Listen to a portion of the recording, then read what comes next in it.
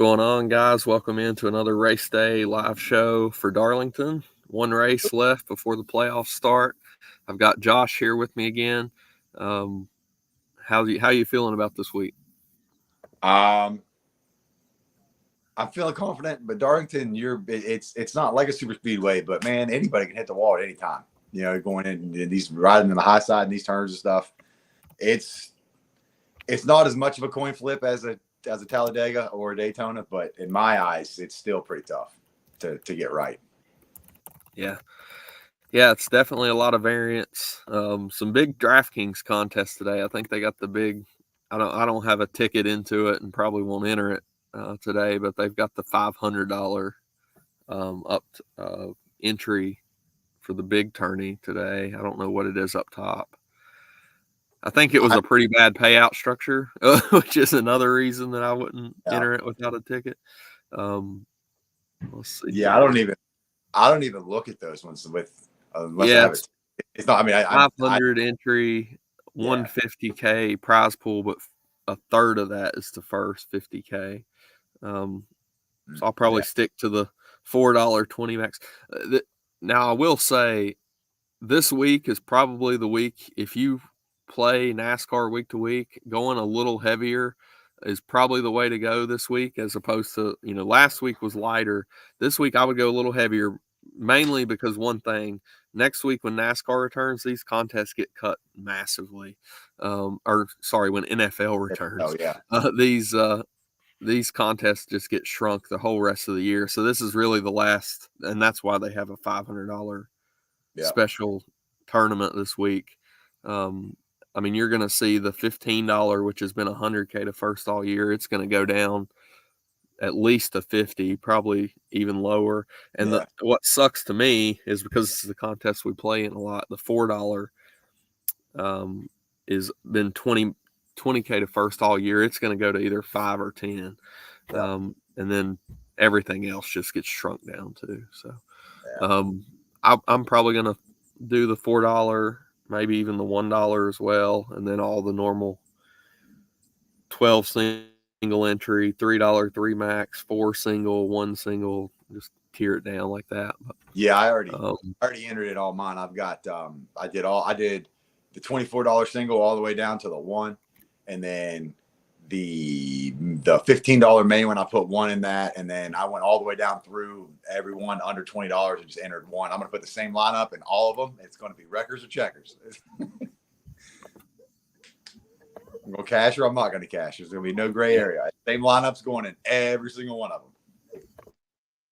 them. Yep. Yeah. So let's do it. If I may recommend, what I do is not very smart, but when I hit big, and that's how I like it. Yeah, I don't hate it. I like the way I kind of did something similar to you yesterday in college football. I ran the $1 20 max, but I entered my main lineup not just in the single entries and the big, whatever it was, $20 or $15, but also tiered it off into one entry into the $4, which I wasn't max entering, the $6 I think it was, the $1, the $3 3 max, all those contests, just to get exposure to all those. So I like that. That was one that me, you, and DOB put together, right? Yeah. That was the talks on the college show, and we'll be putting out some more content on that this week. But that show, we crushed. There's no other way to put it. All of us had a lot of good takes. Pittsburgh stack, a lot of stuff. Drones was okay. Wasn't anything special. I know he's the highest on the slate, but that Pittsburgh stack was low owned, and we talked about that some towards the end, and I was saying, I don't know if we can count them as a low owned stack, and they were all like 10% or something. So that was funny. But we'll get into NASCAR, get into the top range here. We're looking for probably 2 is probably going to be the sweet spot in Dominators this week. You could look at 3 if you add in like a Bubba and then 2 guys up top. I wouldn't hate that idea. Bubba's on the pole here. The rest of this top range, I think, is really strong. All 5 of these guys I could see dominating. from Keselowski and above. So I'm probably going to jam as much exposure in the 20 max to these 5 guys. I might cut out 1 or 2 just to shrink down my pool a little bit. But we'll kind of see how that falls out. But in this top range, what are you looking at? Who's your favorite in that group of 5? My favorite's got to be Reddick. Very close second is Brad K. I can almost guarantee you they're going to be in my core. I mean, I've got to play around to see how things fall into place, but I can almost guarantee those 2 are going to be in my core. I love those 2 here. I always do. And like I said earlier before we came on the stream, Reddick is either going to finish top 3 or he's going to finish laps down because he scraped the wall and blew a tire. 1 of 2. But that's okay. I'm okay with that because he's got a lot of top 3s here. So 3 in the past 5 years. Yeah. Mm-hmm. 5 races, I should say. Yeah. Yeah. So I've always liked, like you said before we came on, Reddick and Larson both run this top lane. It's what works at Darlington unless they get the stripe. And that's definitely possible. But they would be my top 2 for me in this range. And it would go Reddick and then Larson. And yeah, I think, Hamlin's been good here, but I think he is behind those 2 for sure. And maybe Brad K as well, mainly because of the price tag too. $1,200 will get you a little bit extra there too. But those would probably be the top 3 or 4. And then Byron would be a clear 5 for me. But I mean, he's had speed here. He won here in 21. If you look at practice times, a lot of what I'm looking at in practice is the 5-lap average and not going really past that. I think there's, some of those longer runs were on tires that, it's just kind of a variance of who had what fresh tires on the longer runs. So the 5-lap averages, they look to kind of be steady across the whole field here. And Reddick was 4th in that. Hamlin was number 1.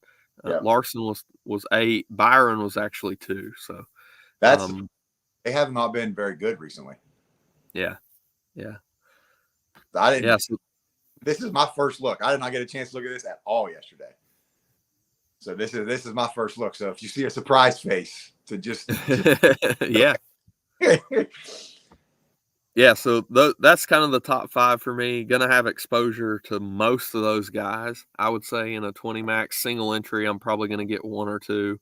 I'm going to try to get 2 and kind of see where that falls out. I don't know how viable that is. There are some value plays that I like, so we'll get into those. But reaching into this mid-tier, I would say let's go from Bubba and above up to Truex. So Bubba's on the pole. I think he leads early here. I mean, they've had some solid speed. He's got 4 straight top 10s here at Darlington. So I do like him to be out early. Also, the pit stall here at Darlington, the number 1 stall is pretty important. So I do like that for him as well. What is the playoff situation? We probably need to bring that up as we get into this range. Bubba's on. Bubba's pretty much needs to win, right? Or well, I don't know that he needs to win, but he needs a really good finish. No, he might be. He's 21 points out. So the bubble is Busher is on the bubble, and then you got Bubba 21 points out. And he has a lot of incentive to run a clean race and just kind of see where he and Busher are when it gets into the last stage, because if he can keep that track position and get a couple, even a stage win and then another top 5 in a stage, depending on where Busher finishes, he could close that gap a lot and have a way to race himself into the playoffs as opposed to having to win. Chastain is another guy who I like him this week. Especially with his starting position at 22nd, but he's just behind Bubba in the points as well at 27 points out. So he's very similar position. I think he's probably racing for the win as opposed to trying to just get a bunch of stage points. But you could just see where you're at as you get into the final stage. But I think they have a good car this weekend. I think Trackhouse as a whole is going to have a good run here. So I for think, DFS, I know he's probably risky. That's probably a boom bust play this week with him needing a win or needing a very top finish with Chastain. But 8K starting 22nd with a good car, I think you got to take some shots for sure. I agree. And I mean, even Chase at 9K starting 20th, he runs great here. I mean, he's in the playoffs obviously with that win, but I mean that's a good place differential as well. Yeah, for sure. And that team, like we said above, Byron showed some speed, Bowman showed some speed in practice. So I think and Larson was okay. So even though Chase's numbers were a little slower in practice for him normally, I think he'll be okay, especially starting 20th. So I think he's fine. I think the question with him is going to come in for me. How much am I willing to get off of the top 5 guys to get to him? Because I don't think you can play 2 of them and get him. You can probably play 1 and Chase. But again, I kind of want to jam as much exposure to those, what I think are the best cars today.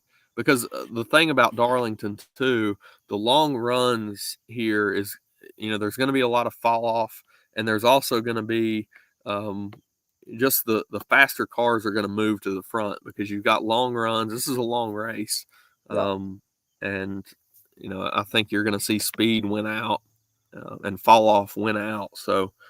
You'll see. I want the better cars. I know that sounds very simple, but I don't want to sacrifice what I think are the best cars for somebody who, Chase could dominate, but you're really playing him for a 5th to 10th place finish starting 20th, and that's good and all. But I think there's more upside if you can nail the right guy in the top 5 of pricing there that leads a lot of laps. Anything else you got in the mid-range? Busher was the only other guy, and we briefly talked about RFK as a whole. I think he can have a very good run here. Starting 10th, he's got to be a secondary look, but 8,500, he's also cheaper than Brad. So he is, but he's only 21 points above the cut line, so his race could be weird, like Bubba and Ross's too. Bubba's going to go out and try to dominate the first stage for sure. He's going to try to get those 10 points. And he's probably going to try to dominate the second stage as well. But depending on how someone like Ross Chastain or Kyle Busch or Briscoe, I mean, even all the way down, I mean, anybody out of the top 16 is going to run a weird strategy because they're probably going to pit before the stage ends, get out front for the next stage. Do you know what I mean? So in my opinion, with fantasy, you've got to play for the checker flag, not the green-white checker. Yeah, you can't. Don't worry about what's going on in the middle of the race. Worry about what's going to happen at the end. Try to guess the strategy that they're going to play and play those guys that are trying to be up front at the end. Obviously, everybody's trying to be up front in the end. That's not what I'm saying. But there's certain strategies that these guys are going to implement, and they're all going to be different. Every single one of them is going to be different. Mm-hmm. Yeah, this is a strategy race too. So with new tires are worth so much. At Darlington. So seconds a lap at any track is just that's so much. Yeah, so I mean, if you think about Busher, I mean, I could see him running a pretty conservative race here. I know some things you can't control, but for him, if he starting 10th, he's in. If he can move up 5 spots and get a 5th in the first couple stages, he pretty much one of those guys has to win to knock him out. Yeah, if he does get 5 points per stage, even if Bubba wins the first 2 stages, that cuts Bubba's points gained in half. Yeah. I mean, that's huge. So so he's going to be really trying to be up front and not really worried about a winning strategy, I would think. Not, in the first couple stages, and then once it gets to the final stage, it's just where you at. I mean, so I think he's okay, but I would much rather play Bubba, who I think has upside to lead while he's trying to run up front in these stages. and then Chastain, who has a little more place differential at 8. Yeah, I agree. So we'll cut this value range in half. We'll go 65 to 75, and then we'll just, I mean, there's not a lot of guys below that, but we'll touch on below. So as we drop on down a little bit, you've got Alex Bowman, who I mentioned showed a little bit of speed. He was 8th here in the spring. In practice, he showed a little speed. Starts 27th, so you got to have some interest in him, just as a place differential option. Daniel Suarez at the bottom of that range. I mentioned that Trackhouse, I think, is going to have a pretty good run here, and he starts 32nd. So, and nothing really to run for in terms of trying to get in the playoffs with him locked in with the win at, I think, Atlanta.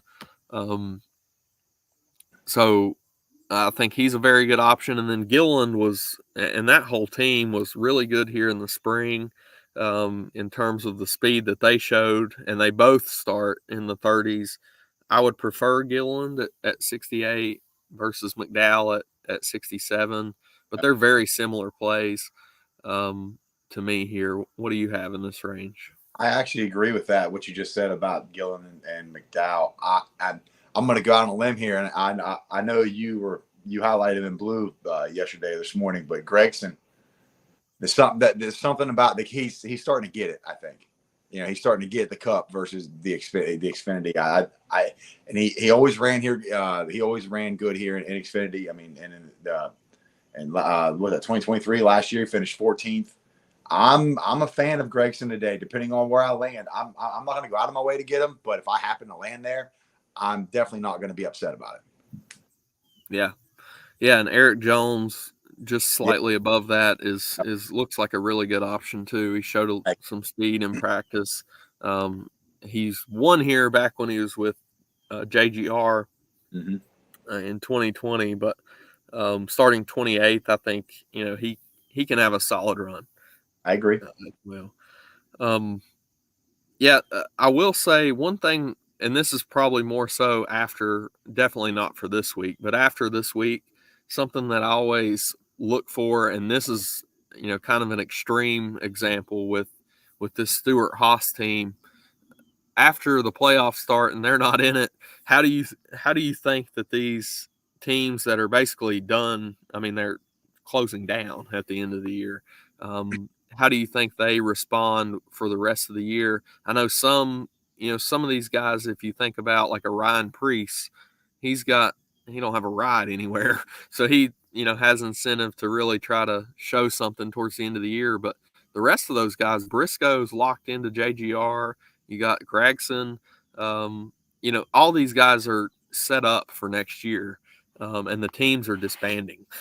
So I always get a little leery of teams that aren't in the playoffs and don't really have anything to race for anyway. But now with the team shutting down, what are your thoughts on that? I know that's really not for this week because the right setup, the right everything to fall their way today or tonight, they can win and get in. So I think, in my opinion, I mean, being in the professional racing world before, we didn't have a major sponsor. You know what I mean? We weren't even guaranteed to make it to the next race. You still go out there and you get, and the reason why is because you're a professional. And even if this team dismantles, you're trying to make another team next year. The other teams need gas man, tire changers. You know what I mean? Stuff like that. Yeah. So yeah, it's just like playing football. You're on film. The team sees you. You're on film, and I mean, you got to put in your 100% effort. In my opinion, that doesn't mean they're going to, but that's just my opinion. Well, I don't even know that it's effort. It's just like a thing of. Well, it's somewhat effort, but it's like how much are they really are they putting all their might into getting these cars ready? And just little things. It doesn't have to be a lot. It's just like a slight mindset shift. Yep. No, where are we going from here? But I mean, I agree. There's everybody within the team should be really motivated to try to get on somewhere else, and a lot of them probably already have. The drivers, especially, all of them are outside of Preece, right? I mean, Barry's locked into the 21. Okay. Gregson's locked, and where's Gregson locked at? I don't know if I saw that. Why am I blanking? I'm almost certain he locked in somewhere. I just don't remember seeing that. Normally my brother would send Front me row. He's going to front row. Okay. Yeah. All right. Okay. Yeah, I mean, it's everybody who's locked in obviously is going to give 100%. I mean, I think everybody's going to give 100%, but you're right. Just that 1% could change every part. That's how sensitive they are. I mean, one little thing goes wrong and it compounds the entire race. It becomes a bigger and bigger and bigger and bigger problem as the race goes on. Yeah. Yeah. So below 65, and then we can kind of wrap it up. But you've got Ricky Stenhouse, I think, is probably the most popular play down here. And I mean, he's probably the best. He had a lot of speed in practice, and then he tore the thing up, so he's starting 36th. I mean, that's just kind of him. Ricky hit the wall, really? I'm not surprised. Yeah, I want to say it's a backup car. I don't. He that bad that they had to go to a backup car. I mean, it's bad, but I mean, they had the setup. It was going to be a fast one. Man, see, this is what happens during college football season. On Saturdays, I miss everything when there's a home football game. He crashed in practice. So okay, all right. Let me see how bad it was. I don't really know. I knew he wrecked. I don't know that he's. He just tapped the front. I would still say it's probably a backup car. Well, backup car is a huge difference now, Dane. Come on. Let's see here. Trying to find a photo of it here. There's not really that much damage. He just tapped the front in the inside wall. Oh, he hit the inside wall? Yeah. That might have been why. No, they repaired the primary. Okay, that makes more sense to me. Yeah, Ricky, Bob Hawkins tweeted that Ricky said they repaired the. Okay, I personally won't be going to Stenhouse. That's just me though. I would rather fall down an extra 500 and get to Justin Haley and be able to get a better person higher up. Maybe jump up the chase or something like that. That's just me though. Yeah, I mean, I even think SVG is okay here too. He didn't show anything in practice, but 34th. I mean, he could plunk through to a 20th or something. Yeah, but it's tough because Ricky's 36th, and when you compare him to Haley starting 21st, like Haley showed upside here. I understand ninth in the spring. That's kind of surprising to me, but he's done it multiple times in different cars, 8th in 21 and then 3rd in 19. So I can't really say that he doesn't have the upside to get a top 10, but I would think that's much more unlikely than a Stenhouse. And this is a good example. Let's look at the matrix that we've got on the sheet and look and compare what we think kind of I would say a Haley 15th is probably all you're really hoping for, which is 34 points. Okay. And if the Stenhouse to match 34, he has to finish 22nd without any fast laps or laps led involved. So a 15th is the equivalent of a 22nd to both of those. So that's, to me, I could see Ricky finishing top 20 much more often than I see Haley finishing top 15. But on this track, I'm the exact opposite. Okay, yeah. I see Haley getting a top 15 easier, especially starting 21st, than Ricky gaining 16, 17 positions at this track. Because Ricky's going to look. Ricky's going to piss somebody off that has a chance. That's just my opinion, though. He always does. For my lineups, Hope, I hope you can get me talked into this by race time, because I know that's exactly what's going to happen. He's just going to end up losing it like he did in practice or something. And the ownership gap, that might be what can talk me into getting some pivots there. In the 20 max, I'll probably still have some to Ricky just because I don't want him to bury me if he does finish top 20, 15, somewhere in there. But Haley, I mean, I don't have ownership numbers in front of me, but I would have to guess that Haley versus Stenhouse ownership because of these starting positions is going to be like very drastic. I would assume Haley's going to be less, way less. Yeah, Even, right? Yeah, very much less, like 50% less or something. Yeah, for sure. Because I mean, Stenhouse basically can't have negative points unless he crashes on the first lap. I mean, even have negative points. He's starting dead last. He's not going to have negative points, right? Mm-hmm. Yeah. So I mean, to me, that's that. To me, to someone who's doing one lineup like me, should play Stenhouse. Should, but I'm probably going to play Haley. It's like what I said last week, where I always get tripped up at super speedways. It's like I always play the back guys because there's much better plays, but then I forget they can still wreck too. And this is like, Ricky can definitely still wreck. So he probably will wreck at least once. At least one. Yeah, I mean, don't get me wrong; he's still a better driver than all of us. But I mean, you know. Yeah, I think I'm just glancing at some ownership stuff across the industry, and it's way more than a half. It's like 5 versus 35. You know? Yeah. I mean, because you have nothing to lose with him. You know what I mean? That's that. So unfortunately, Hocevar here in this range is starting on the front row, which is interesting. We can't. I don't think we can go to him. I mean, that's the other thing too. You always write those guys off, but let's compare him to Ricky. If he could hang around and get like a 12th, where does that compare? And I don't think it's anywhere close to Ricky. 21 points for a 12th place finish for Hocevar. Ricky would need a 28th to beat him. So, yeah, I think you do have to just X him out. Yeah. Ricky could wreck and beat him, theoretically. Yeah. So, yeah, the only other guy that I have is Zane. I think he's okay starting 26. But I think, those two are probably the top two, Ricky and Haley, for me down here. You can make an argument for Priest, who should be in better equipment than anybody else down here. Should be. But I don't know that that's really the case anymore outside of just the name. Think about it. I mean, they're only going to spend so much money on they're shutting down, you know? Yeah.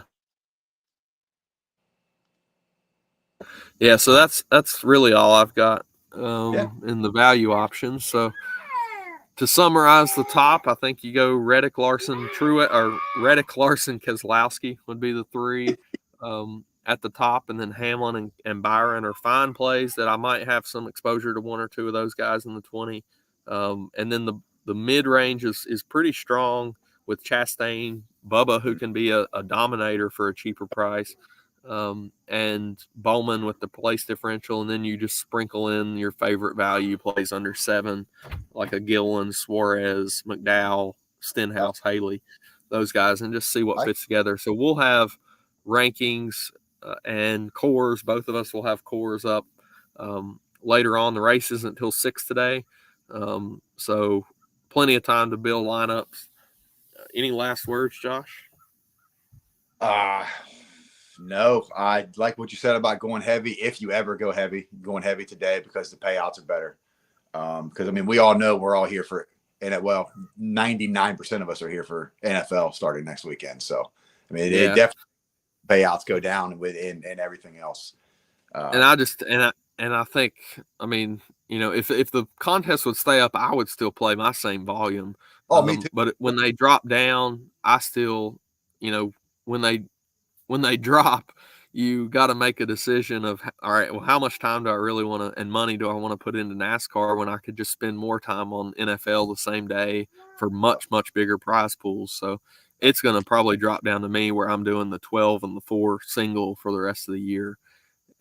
Unless we, until maybe the championship race, they slightly bump them back up. But the crazy thing is now, if I remember last year correctly, they have like a $400 that you can win a ticket to for the championship race. But I don't think they bump anything else really back up to the level still for the championship race. So, but no matter what, I always do one entry into the big one, the 150, and then I do the 12, the 4, and the 1 single entries for sure. Those 4 contests every single week, because you never know when you're going to strike lightning and you can finish first in that big one. You just never know. Yeah. So we'll of course still have content for every series throughout the rest of the year. We're focused a lot on football coming back and things, but part of what we have here is, Chris kind of started this company with NASCAR. I mean, that was kind of his main thing. So, I think it was NASCAR and golf for the first 2. I could be wrong, but I'm pretty sure that was the one that he sunk the most time into. So, cool. I mean, we'll obviously always have sheets, and we'll always have highlights, scores, and rankings for every cup race, highlights and cores for the other 2 series throughout the rest of the year. So good luck to everybody today. Let's have a good week and pad that bankroll a little bit before football. NFL comes back. We had a really good day in college football yesterday, and we love some college football. That's another one of our pieces that we have and all spend a lot of time into is both college sports, basketball and football, and we have a lot of success in that with the sheets and stuff. So good luck to everybody, and we'll see you. We're probably going to continue to do these still too. Okay. I would still say for every race throughout the playoffs as well. We're probably going to have, if you guys play those other sports, we have a college football show every Friday night that we're going to do with Josh, myself, and DOB. That was a fun time Friday. So be sure to check us out there. You have either Friday night late, you can check us out live, or catch it on replay early Saturday morning before lock. So, and then we're probably going to try to do something for NFL, I would say, just because it's the biggest one. So, I don't know how much really time-wise we all have, but we're going to definitely continue this probably on Saturday mornings like this or Sunday mornings like this, Josh and I, and we'll see the college football shows locked in, and we'll see what we can do for NFL each week. So good luck to everybody today, and we'll see you next week. Good luck, everybody.